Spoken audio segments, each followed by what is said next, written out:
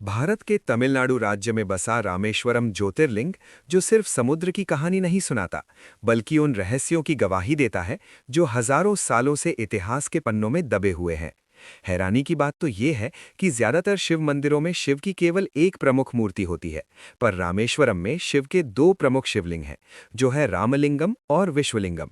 पर आखिर ऐसा क्यों? और आखिर ऐसा क्या हुआ कि हनुमान जी ने यहाँ के मुख्य शिवलिंग को उखाड़ने की कोशिश की? लेकिन उससे भी बड़ा रहस्य है राम सेतु का, जिसने वैज्ञानिकों तक को हैरान कर दिया है। नासा की सैटेलाइट तस्वीरों ने जब इस 48 किलोमीटर लंबे पुल का खुलासा किया तो पूरी दुनिया दंग रह गई। वैज्ञानिकों का दावा है कि ये पत्थर 7,000 साल पुराने हैं, लेकिन जिस रेत पर ये टिके हैं वो सिर्फ 4,000 साल पुरानी है। आखिर ये कैसे संभव है? क्या ये सच में श्री राम जी ने बनवाया था या प्राकृतिक है? जब मैं सबूतों के साथ आपको राम सेतु और उसके तैरते पत्थरों की सच्चाई बताऊंगा तो आप भी चौंक जाएंगे। लेकिन इस मंदिर का रहस्य यही खत्म नहीं होता। मंदिर के प्रांगण में मौजूद वो 22 कुंड, जो समुद्र के खारे पानी के बीच होने के बावजूद उसका पानी मीठा रहता है। और ऐसा क्या है उस पानी में कि हर साल लाखों श्रद्धालु उस कुंड के पानी में स्नान करने आते हैं? और क्या है धनुषकोडी का भूतिया शहर? ऐसा क्या हुआ कि एक हंसता खेलता प्यारा शहर आज भूतिया शहर बन गया है? और उस गुप्त मणि का क्या रहस्य है जिसके दर्शन केवल सुबह के कुछ ही घंटों में चंद खुशकिस्मत लोगों को होते हैं, जिसे शेषनाग की मणि कहा जाता है? आखिर इसका क्या रहस्य है? और क्या है यहाँ के गलियारों का रहस्य जो यात्रियों को आकर्षित करता है? तो आज की इस डॉक्यूमेंट्री में हम हर परत खोलेंगे कथा, इतिहास, विज्ञान और आधुनिक विवाद, और जानेंगे रामेश्वरम का असली इतिहास, असली रहस्य। तो चलिए वीडियो को शुरू करते हैं। लेकिन उससे पहले अगर आपको वीडियो अच्छी लग रही है तो कमेंट में हर हर महादेव जरूर लिखें। इस मंदिर के निर्माण की नींव आज से लगभग 7,000 साल पहले रखी गई, यानी कि रामायण काल में। माना जाता है कि भगवान श्री राम ने राम सेतु बनाने के लिए एक यज्ञ करने का निश्चय किया, पर यज्ञ कराने के लिए उस समय कोई ब्राह्मण मौजूद नहीं था। तब जामवंत ने प्रभु श्री राम को सलाह दी कि इस समय इस जगत में रावण से बड़ा ज्ञानी ब्राह्मण कोई नहीं है, हमें उन्हें बुलाना चाहिए। जामवंत की सलाह पर श्री राम ने रावण को आमंत्रण भेजा और रावण यज्ञ में आने के लिए मान गए। माना जाता है कि यज्ञ में पति पत्नी को साथ बैठना होता है, इसलिए रावण सीता माता को भी अपने साथ लाए थे और यज्ञ में शामिल किया। लेकिन वहीं कुछ जगहों पर यह देखने को मिलता है कि रावण ने माता सीता को रिहा नहीं किया था, बल्कि उनकी एक मूर्ति बनाकर यज्ञ में बैठाया था। पर यह वही समय था जब रामेश्वरम तट पर इस ज्योतिर्लिंग का निर्माण हुआ। यज्ञ समाप्त होने के बाद राम ने रावण से आशीर्वाद मांगा और रावण ने उन्हें खुशी खुशी विजय का आशीर्वाद दिया। लेकिन मित्रों, आपको बता दूं कि ये कथा हमें मुख्य रामायण की किताबें जैसे रामचरितमानस या वाल्मीकि रामायण में नहीं मिलती, बल्कि ये कथा हमें महाकवि कंबन द्वारा रचित तमिल ग्रंथ रामावतारम या कांबा रामायण नाम में देखने को मिलती है। लेकिन एक और प्रसिद्ध कथा है जो हमें शिव पुराण और स्कंद पुराण के सेतु महात्म खंड में देखने को मिलती है, जो हमें इस ज्योतिर्लिंग के निर्माण की असली कहानी बताती है और साथ ही ये भी बताती है कि यहाँ दो शिवलिंग कैसे आए। माना जाता है कि जब रावण का वध करने के बाद श्री राम माता सीता के साथ लौट रहे थे, तब उन्होंने गंधमादन पर्वत पर विश्राम किया। और इसी बीच श्री राम अंदर से दुखी थे, क्योंकि रावण भले ही एक क्रूर राक्षस था, लेकिन वो पुलस्त्य कुल का वंशज और वेदों का ज्ञाता एक महान ब्राह्मण भी था। एक ब्राह्मण की हत्या के कारण श्री राम पर ब्रह्म हत्या का गंभीर दोष लग गया था। तब मुनियों और ऋषियों ने उन्हें बताया कि इस महापाप से मुक्ति पाने का केवल एक ही मार्ग है, और वो है महादेव। तब श्री राम ने रामेश्वरम के तट पर एक महायज्ञ करने का प्रस्ताव रखा। अनुष्ठान के लिए एक दिव्य शिवलिंग की आवश्यकता थी, जिसके लिए प्रभु ने पवन पुत्र हनुमान को सीधे कैलाश पर्वत भेजा।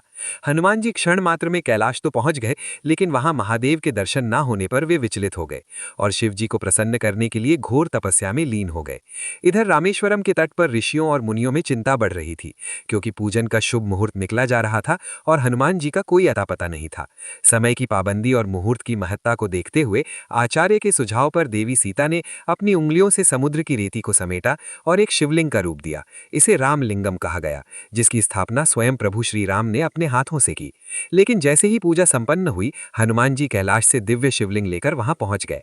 जब उन्होंने देखा कि उनकी अनुपस्थिति में स्थापना पहले ही हो चुकी है, तो वे दुखी हो गए। हनुमान जी की निराशा और दुहक को देखकर भगवान राम ने उन्हें शांत करने के लिए एक चुनौती दी।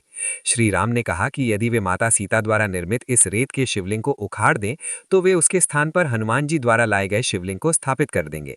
हनुमान जी ने अपनी पूरी शक्ति लगा दी, यहाँ तक कि अपनी पूंछ से शिवलिंग को लपेटकर उसे उखाड़ने का हर संभव प्रयास किया, लेकिन वो अविचल शिवलिंग टस से मस नहीं हुआ। अंततः अपनी हार स्वीकार कर हनुमान जी प्रभु के चरणों में गिर पड़े। तब श्री राम ने मर्यादा और भक्ति का मान रखते हुए हनुमान जी को ये वचन दिया कि ये शिवलिंग भी रामेश्वरम में स्थापित किया जाएगा और इसे विश्वलिंगम कहा जाएगा, और साथ ही मुख्य शिवलिंग के दर्शन के पहले भक्त इस विश्वलिंगम की पूजा करेंगे। और तब से रामेश्वरम में 2 शिवलिंग की पूजा की जाती है। लेकिन इस मंदिर का रहस्य यहीं समाप्त नहीं होता। यहाँ चौंकाने वाले 22 कुंड, रहस्यमयी मणि, गंधमादन पर्वत और जटायु तीर्थम का रहस्य तो आपको चौंका के रख देगा। लेकिन उन सब को जानने से पहले हम उस रहस्य को जान लेते हैं जिसने वैज्ञानिकों की नींद उड़ा रखी है, और वो है राम सेतु। राम सेतु, जिसे दुनिया एडम्स ब्रिज के नाम से भी जानती है। रामायण के युद्ध कांड के अनुसार श्री राम ने लंका पहुंचने के लिए समुद्र देव से प्रार्थना की कि वे उन्हें जाने के लिए मार्ग दें, परंतु 3 दिनों तक समुद्र देव द्वारा कोई उत्तर नहीं दिया गया, जिससे क्रोधित होकर श्री राम ने समुद्र पर अग्नि बाण चलाने का प्रयास किया। परंतु तभी समुद्र देव प्रकट हुए और माफी मांगते हुए कहा कि प्रभु, समुद्र करोड़ों जीव जंतुओं का घर है, इसे सुखाना सृष्टि में आपदा ला सकता है, पर मैं आपके लिए इतना कर सकता हूं कि जो भी पत्थर में आपका नाम लिखकर समुद्र में फेंका जाएगा वो तैरने लगेगा। इतना कहकर समुद्रदेव वहां से चले गए, जिसके बाद वानर सेना के 2 कुशल वानर नल और नील ने ये पुल बनाने का भार संभाला, जिन्हें विश्वकर्मा का पुत्र भी बताया जाता है। नल और नील ने अपनी अद्भुत इंजीनियरिंग प्रतिभा दिखाते हुए केवल 5 दिनों में 48 किलोमीटर लंबा और 100 योजन विस्तृत एक विशाल पुल तैयार किया, जो रामेश्वरम के पंबन द्वीप को श्रीलंका के मन्नार द्वीप से जोड़ता था। आज भी इसके तैरते पत्थर लोगों को हैरान कर देते हैं। इस रहस्य को आधुनिक विज्ञान ने तब और गंभीरता से लिया जब वर्ष 2002 में अमेरिकी अंतरिक्ष एजेंसी नासा ने सैटेलाइट तस्वीरें जारी की, जिनमें समुद्र के नीचे एक उथली संरचना स्पष्ट रूप से दिखाई दी। लेकिन फिर 14 सितंबर 2007 को नासा के स्पोक्सपर्सन ने साफ कहा कि रिमोट सेंसिंग फोटोज से मैन मेड ब्रिज साबित नहीं किया जा सकता। यानी कि उनका कहना था कि सिर्फ सैटेलाइट इमेजेस से यह साबित नहीं किया जा सकता कि यह मानव निर्मित है। तो अब के समय में सबसे बड़ा सवाल यही उठता है कि क्या इसे सच में श्री राम द्वारा बनवाया गया था या ये एक प्राकृतिक ब्रिज है। विज्ञान की माने तो वो इसे अक्सर नेचुरल लाइमस्टोन शोल्स की श्रृंखला कहता है, और माना जाता है कि कभी ये एक लैंड कनेक्शन यानी कि पूरी तरह से जमीन रही होगी, पर समय और समुद्र के स्तर में उतार चढ़ाव होने के कारण ये बस एक चेन की तरह बची हुई है। लेकिन फिर सबसे चौंकाने वाली बात ये सामने आती है कि राम सेतु में इस्तेमाल किए गए पत्थर लगभग 7000 साल पुराने हैं, जबकि जिस रेत पर ये टिके हैं वो केवल 4000 साल पुरानी है। आखिर ये 3000 साल का गैप कैसे? ये बात आज भी वैज्ञानिकों को हैरान कर देती है। लेकिन इससे ये जरूर साबित हो जाता है कि ये कोई प्राकृतिक संरचना नहीं, बल्कि जानबूझकर बनाई गई एक मानव निर्मित इंजीनियरिंग का कमाल है। हाल ही में 2018 से 2023 के बीच भारतीय अंतरिक्ष अनुसंधान संगठन ने नासा के उपग्रह डेटा के साथ मिलकर इस प्राचीन संरचना का एक विस्तृत 10 मीटर रेजोल्यूशन वाला नक्शा तैयार किया है, जो इस प्राचीन संरचना की सूक्ष्म जानकारी प्रदान करता है। लेकिन इस पुल का सबसे बड़ा चमत्कार है इसके तैरते हुए पत्थर, जिन्हें आज भी रामेश्वरम के हनुमान मंदिर और आसपास के क्षेत्रों में देखा जा सकता है। विज्ञान के अनुसार इन तैरते पत्थरों का कारण है इनकी डेंसिटी, यानी कि अगर किसी पत्थर में बहुत ज्यादा छोटे छोटे पोर्स या होल्स हों तो वो पानी से हल्का हो सकता है और कुछ समय तक तैर भी सकता है, और इन्हें पुमिस पत्थर कहा जाता है। ये पत्थर ज्वालामुखी से निकलने वाले गर्म लावे और हवा के संपर्क से बनते हैं। जब लावा तेजी से ठंडा होता है तो उसके भीतर हवा के बुलबुले फंस जाते हैं, जो पत्थर को स्पंज जैसा हल्का बना देते हैं, और इसी कारण पत्थर पानी पर तैरते हैं। लेकिन सबसे चौंकाने वाली बात तो यह है कि रामेश्वरम के पत्थर सामान्य पत्थरों जितने ही भारी हैं, और विज्ञान कहता है कि पुमिस पत्थर कुछ समय तक पानी में तैर सकते हैं, पर रामेश्वरम के पत्थर तो आज भी हजारों साल बाद तैरते हैं, जो वैज्ञानिकों को हैरान कर देता है। साथ ही रहस्यमयी बात तो यह है कि रामेश्वरम के आसपास पिछले हजारों वर्षों में किसी ज्वालामुखी का कोई अस्तित्व नहीं रहा है। ऐसे में सवाल उठता है कि अगर ये पुमिस पत्थर है तो इतनी विशाल मात्रा में ये यहाँ आए कहां से? ये सारे प्रश्न आज भी लोगों को हैरान कर देते हैं। चाहे इसे धार्मिक आस्था कहें या प्राचीन इंजीनियरिंग का शिखर, राम सेतु आज भी विज्ञान और विश्वास के बीच एक ऐसा पुल है जिसे पार करना अभी बाकी है। लेकिन रामेश्वरम में सिर्फ यही चमत्कार नहीं है। यहाँ के 22 कुंड और धनुष कोणी का रहस्य तो आपको और भी ज्यादा चकित कर देगा।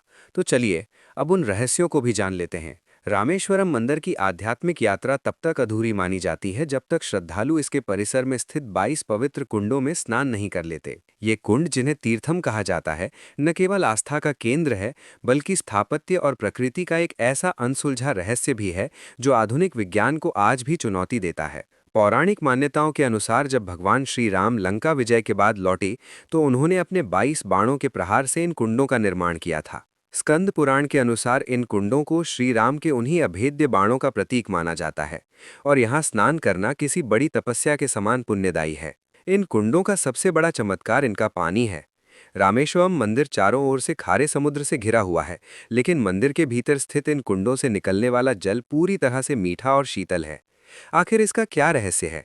भूवैज्ञानिकों के अनुसार समुद्र के किनारे कई द्वीपों में फ्रेश वाटर लेंस बनती है, यानी बारिश का पानी जमीन के भीतर इकट्ठा होकर खारे पानी के ऊपर एक मीठे पानी की परत की तरह तैरता है। भारत सरकार की सेंट्रल ग्राउंड वाटर बोर्ड की रमनाथापुरम डिस्ट्रिक्ट रिपोर्ट भी यही बताती है कि कोस्टल हिस्सों में नीचे की ओर पानी खारा होता है और फ्रेश वाटर ऊपर लेंस की तरह मौजूद रह सकती है। इन कुंडों में जनवरी 2014 में एक स्टडी हुई थी जिसे a pilot study on water quality of 22 divine wells of Ramanatha Swamy temple कहा जाता है कि इस दौरान इन 22 कुंडों के पानी की जांच की गई थी, जिसमें pH, electrical conductivity, total dissolved solids जैसे बेसिक पैरामीटर्स और अन्य फिजिको-केमिकल परीक्षण किए गए थे, जिनसे ये साबित होता है कि इन कुंडों में कुछ ऐसे मिनरल्स हैं जो इनके पानी को औषधीय गुणों से भर देते हैं, जिस कारण आज भी लाखों श्रद्धालु इस पवित्र कुंड में स्नान करने आते हैं। उनका मानना है कि इन पवित्र कुंडों के जल से स्नान करने मात्र से ही शरीर की गंभीर से गंभीर बीमारियां और त्वचा रोग ठीक हो जाते हैं। साथ ही ये भक्त के मानसिक विकारों और पापों का भी नाश करता है। स्नान की प्रक्रिया भी बेहद व्यवस्थित और अनुष्ठानिक है। परंपरा के अनुसार भक्त सबसे पहले मंदिर के बाहर समुद्र तट पर स्थित अग्नि तीर्थम के खारे पानी में स्नान करते हैं और फिर मंदिर परिसर में प्रवेश करते हैं। मंदिर के भीतर इन 22 कुंडों में स्नान के लिए एक निर्धारित प्रक्रिया का पालन किया जाता है, जहां कर्मचारी बाल्टी से जल खींचकर श्रद्धालुओं पर डालते हैं। हालांकि मंदिर में मूल रूप से 24 कुंड थे, लेकिन वर्तमान में उनमें से 2 सूख चुके हैं और अब केवल 22 कुंडों का ही उपयोग होता है।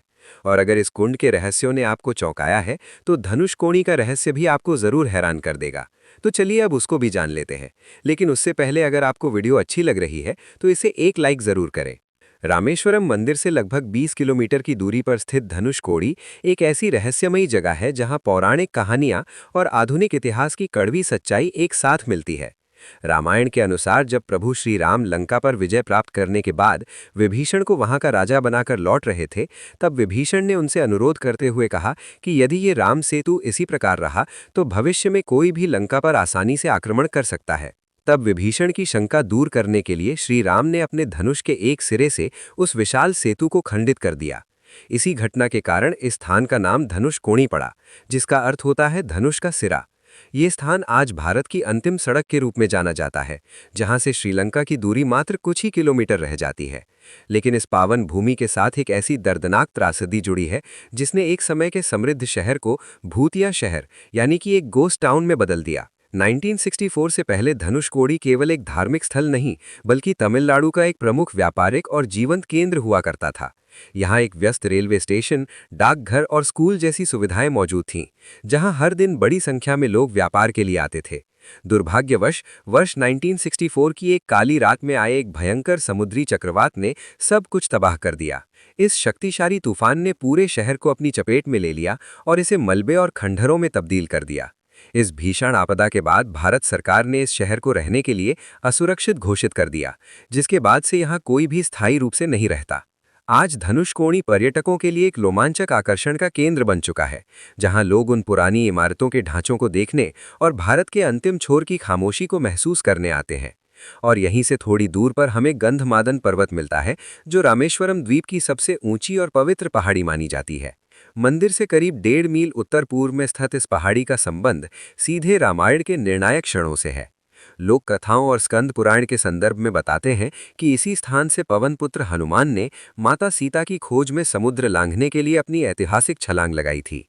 आज यहाँ एक भव्य पादुका मंदिर स्थित है, जहाँ भगवान श्री राम के चरण चिन्हों की पूजा की जाती है। कहा जाता है कि श्री राम ने लंका पर चढ़ाई से पहले इसी पर्वत पर अपनी विशाल सेना का संगठन किया था और पहली बार यहाँ से लंका के तटों को देखा था। इस ऐतिहासिक पल की स्मृति में यहाँ साक्षी हनुमान का मंदिर भी बना है, और कुछ स्रोतों के अनुसार आज भी महाबली हनुमान गंधमादन पर्वत पर निवास करते हैं और उन्हें भगवान विष्णु के अंतिम अवतार कल्कि की प्रतीक्षा है। लेकिन इन सब बातों से ज्यादा एक और चीज है जो काफी ज्यादा रहस्यमयी है, और वो है शेषनाग की मणि। तो चलिए अब जानते हैं स्फटिक मणि और जटायु तीर्थम की असली कहानी। रामेश्वरम मंदिर की आध्यात्मिक वातावरण में कई ऐसी गुप्त कहानियां और रहस्य छिपे हैं जो केवल गहरी आस्था रखने वालों और प्राचीन ग्रंथों के जानकारों को ही पता है। इनमें सबसे पहला और प्रमुख रहस्य है मंदिर के गर्भगृह में छिपी वो चमत्कारी मणि, जिसके दर्शन पाना किसी सौभाग्य से कम नहीं माना जाता। ये दुर्लभ स्फटिक मणि भगवान विष्णु के शैया रूपी शेषनाग से संबंधित मानी जाती है। धार्मिक मान्यताओं के अनुसार जब भगवान श्री राम ने यहाँ शिवलिंग की स्थापना की थी, तब स्वयं शेषनाग ने प्रकट होकर इस दिव्य मणि को शिवलिंग के ऊपर अर्पित किया था। इस मणि का रहस्य इसकी गोपनीयता में है। इसके दर्शन केवल ब्रह्म मुहूर्त के दौरान, यानी सुबह 4 से 5 बजे के बीच ही किए जा सकते हैं। भक्तों का अटूट विश्वास है कि इस मणि के दर्शन मात्र से ही उन्हें असीमित ऊर्जा और आत्मिक शांति प्राप्त होती है। रामेश्वरम की इस पवित्र धरती पर केवल देवताओं की ही नहीं, बल्कि उनके सबसे वफादार भक्तों की भी पूजा होती है, जिसका श्रेष्ठ उदाहरण है जटायु तीर्थम। ये मंदिर उस वीर पक्षीराज जटायु को समर्पित है, जिन्होंने रावण से युद्ध करते हुए माता सीता की रक्षा के लिए अपने प्राणों की आहुति दे दी थी। रामायण के अनुसार जब जटायु ने दम तोड़ा, तो भगवान श्री राम और लक्ष्मण ने उन्हें इसी स्थान पर भूमि में गाड़कर उनका अंतिम संस्कार किया था। आज उस स्थान पर बना जटायु मंदिर भक्तों के लिए प्रेरणा का स्रोत है। मंदिर के भीतर यज्ञों से प्राप्त होने वाली पवित्र भस्म रखी गई है, जिसे बेहद चमत्कारी माना जाता है, और मान्यता है कि यह भस्म शारीरिक और मानसिक कष्टों को दूर करने की शक्ति रखती है। ये कहानियां हमें बताती हैं कि रामेश्वरम का हर कोना बलिदान और अटूट भक्ति की गवाही देता है। लेकिन मित्रों, अभी तक हमने जो जाना वो सारी बातें हमारे धर्म ग्रंथों में लिखी हुई हैं, लेकिन इतिहास के पन्ने इस मंदिर के निर्माण को लेकर कुछ और ही बताते हैं। और इस मंदिर की अद्भुत वास्तुकला आज भी कारीगरों को हैरान कर देती है कि उस समय ना तो सीमेंट थी और ना ही क्रेन जैसी आधुनिक मशीनें, तो कैसे इतने भव्य मंदिर को बनाया गया, और इसके पीछे की इंजीनियरिंग जो आज भी चौंकाने वाली है। तो चलिए अब जानते हैं इस मंदिर में अद्भुत वास्तुकला और निर्माण की असली कहानी। लेकिन उससे पहले अगर आपको ये वीडियो पसंद आ रही है तो इसे अपने मित्रों और रिश्तेदारों को भी जरूर शेयर करें, ताकि वे भी हमारे भारत के अद्भुत मंदिरों के बारे में जान सकें। रामेश्वरम मंदिर के पौराणिक रहस्यों से परे इसकी पत्थर की दीवारें मानवीय संकल्प और वास्तुकला की एक ऐसी गाथा सुनाती है जो किसी चमत्कार से कम नहीं है। मंदिर का वास्तविक इतिहास सदियों पुराना है और इसका निर्माण मूल रूप से पांड्य राजवंश के दौरान शुरू हुआ था। लेकिन इस भारतीय मंदिर का एक गहरा संबंध पड़ोसी देश श्रीलंका से भी है। ऐतिहासिक ताम्रपत्रों और साक्ष्यों के अनुसार वर्ष 1173 ईस्वी में श्रीलंका के जाफना के राजा पराक्रम बाहु ने मंदिर के मुख्य गर्भगृह का निर्माण करवाया था। बाद के वर्षों में, विशेष रूप से 17वीं सेंचुरी में, राजा केवन सेतुपति और सेतुपति साम्राज्य के शासकों ने इस मंदिर के वर्तमान स्वरूप और इसके विस्तार में इस मंदिर के सबसे महत्वपूर्ण भूमिका निभाई। इस मंदिर की सबसे विस्मयकारी विशेषता इसका गलियारा, यानी कि इसकी कॉरिडोर है, जिसे दुनिया का सबसे लंबा खंभे वाला गलियारा माना जाता है। मंदिर में कुल 3 गलियारे हैं, जिनमें से तीसरा गलियारा अपनी भव्यता के लिए विश्व प्रसिद्ध है। इसमें कुल 1212 खंभे लगे हुए हैं और हर खंभे की ऊंचाई लगभग 24 फीट है। इन खंभों पर की गई बारीक और जटिल नक्काशी द्रविड़ वास्तुकला का एक उत्कृष्ट उदाहरण पेश करती है, जिसमें हिंदू देवी देवताओं और पौराणिक कथाओं को जीवंत किया गया है। ये पूरा मंदिर लगभग 15 एकड़ के विशाल क्षेत्र में फैला हुआ है, जिसके चारों ओर पत्थर की मजबूत दीवारें हैं, और इसका मुख्य प्रवेश द्वार, जिसे गोपुरम कहा जाता है, वो लगभग 40 मीटर ऊंचा है। लेकिन इस भव्य निर्माण के पीछे का सबसे बड़ा रहस्य इसकी इंजीनियरिंग और लॉजिस्टिक्स में छिपा है। रामेश्वरम एक द्वीप है जहां दूर दूर तक कोई पहाड़ या पत्थर की खदानें नहीं हैं। मंदिर को बनाने के लिए जिस ग्रेनाइट पत्थर का उपयोग किया गया था, वो स्थानीय स्तर पर उपलब्ध ही नहीं था। विशेषज्ञों और ऐतिहासिक वृत्तांतों के अनुसार लाखों टन भारी पत्थरों को तमिलनाडु के अन्य हिस्सों से नावों और जहाज़ों के जरिए समुद्र पार कराकर लाया गया था। उस दौर में बिना किसी आधुनिक मशीनरी के समुद्र के रास्ते इतने विशाल पत्थरों को लाना और फिर उनसे इतनी सटीक नक्काशी वाला ढांचा खड़ा करना आज भी आधुनिक इंजीनियरों को हैरत में डाल देता है। ये मंदिर केवल ईंट, पत्थर और चूने से बना ढांचा नहीं, बल्कि उस समय के राजाओं की अटूट आस्था और अदम्य साहस का प्रतीक है। और आज रामेश्वरम मंदिर केवल एक धार्मिक स्थल नहीं, बल्कि एक राष्ट्रीय धरोहर है, जिसका प्रबंधन और संरक्षण हमारी आने वाली पीढ़ियों के लिए अत्यंत आवश्यक है। वर्तमान में इस मंदिर का संचालन अत्यंत व्यवस्थित तरीके से किया जाता है, जहां हर साल करीब 2 करोड़ से अधिक श्रद्धालु दर्शन के लिए पहुंचते हैं। मंदिर के उन ऐतिहासिक 22 कुंडों का संरक्षण एक बड़ी चुनौती है, क्योंकि कुल 24 कुंडों में से 2 ही अब सूख चुके हैं, लेकिन बाकी 22 कुंड आज भी भक्तों को वो दिव्य जल प्रदान कर रहे हैं जिसका निर्माण श्री राम ने किया था। इन कुंडों में स्नान के लिए आज एक व्यवस्थित प्रक्रिया और रसीद प्रणाली अपनाई जाती है ताकि इस प्राचीन विरासत को सुरक्षित रखा जा सके। रामेश्वरम में आज भी कई ऐसे अनसुलझे सवाल हैं जो विज्ञान की आंखों में आंखें डालकर खड़े हैं। सबसे बड़ा रहस्य राम सेतु की संरचना को लेकर है। भारतीय अंतरिक्ष अनुसंधान संगठन ने हाल ही में वर्ष 2018 से 2023 के बीच नासा के उपग्रहों के डेटा के साथ मिलकर इस सेतु का एक विस्तृत नक्शा तैयार किया है। तैरते हुए पत्थरों के बारे में प्यूमिस्टोन की थियरी दी जाती है, लेकिन रहस्य ये है कि रामेश्वरम के आसपास कोई ज्वालामुखी ही नहीं है और ये पत्थर हजारों सालों आज भी तैर रहे हैं। सेतु समुद्रम शिप कैनाल परियोजना जैसे आधुनिक प्रोजेक्ट्स ने इस पर बड़े विवाद भी पैदा किए, जहां टेक्टोनिक प्लेट्स की संवेदनशीलता और दुर्लभ समुद्री जीवों के इकोसिस्टम को लेकर चिंताएं जताई गईं। इस पूरी डॉक्यूमेंट्री का सार ये है कि रामेश्वरम केवल ईंट पत्थर और चूने से बना एक ढांचा नहीं है, बल्कि ये त्रेता युग के इतिहास और आधुनिक विज्ञान के बीच का एक जीवित पुल है। ये वो स्थान है जहां भगवान विष्णु के अवतार ने महादेव की आराधना की, जो भारत की सांस्कृतिक एकता और दक्षिण की काशी के रूप में हमारी पहचान को मजबूत करता है। यहाँ की हर लहर, हर कुंड और हर पत्थर एक ऐसी गौरव गाथा सुनाता है जिसे झुटलाना नामुमकिन है। अंत में यही कहना चाहूंगा कि अगर आपको ये डॉक्यूमेंट्री पसंद आई है तो वीडियो को लाइक और शेयर जरूर करें। इस वीडियो को अंत तक देखने के लिए आपका धन्यवाद।